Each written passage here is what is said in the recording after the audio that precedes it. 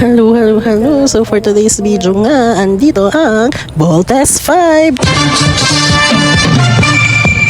So ayun na nga, nagkaayaan nga kami sa Samji at ang napili namin puntahan ay itong bagong-bagong Gangnam. Nung dumating nga kami dyan, nakalagay doon sa signage ay close pa nga. Kaso nung sinilip namin dali-dali, yung crew lumabas at minalagtad, ginawa ng open.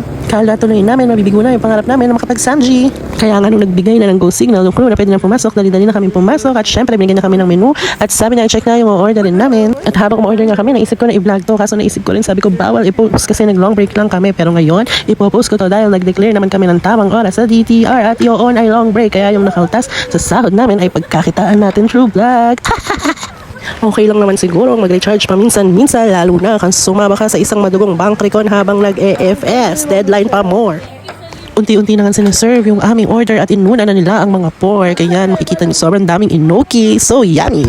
Inayos pa nga ni Ma'am Sis ng pagkaganda-ganda yung mga plate ng pork na para bang yun lang yung ihahain sa table namin. Samantalang itong si Ma'am Jenny malungkot na malungkot kasi ang pinunta lang talaga niya dito ay tteokbokki. Kaso sabi nga ni Kuya Crew ay hindi daw kasama yung tteokbokki doon sa promo.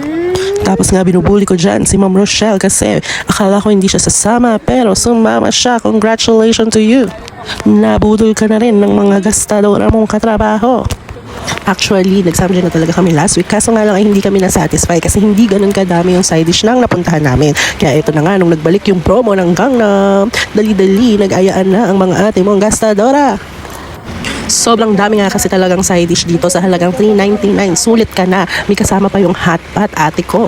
Gustong gusto ko ang hot pot dito yung nilalagyan ng peanut sauce at hindi ko lang alam kung anong tawag doon. Ayan, kaya sabi ko pa nga kay Ma'am Ces, videohan mo nga ako para may exposure naman ako. Hindi yung puro kayo lang yung nasa vlog ko.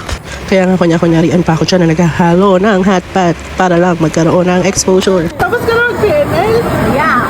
Kaya pala ang lakas na loob mo mag-Samji. At ayun, tapos na nga daw sila mag-PNL, kaya daw, lakas ng loob nila na mag-Samji. So ako na lang talaga ang hindi tapos mag-check. Nahihilo na nga pala sila dyan, hindi ko malaman kung dahil ba sa sobrang kabusugan o mabitchin ba yung kinain namin. Hanggang dito na lang, salamat sa panonood sa Voltes 5!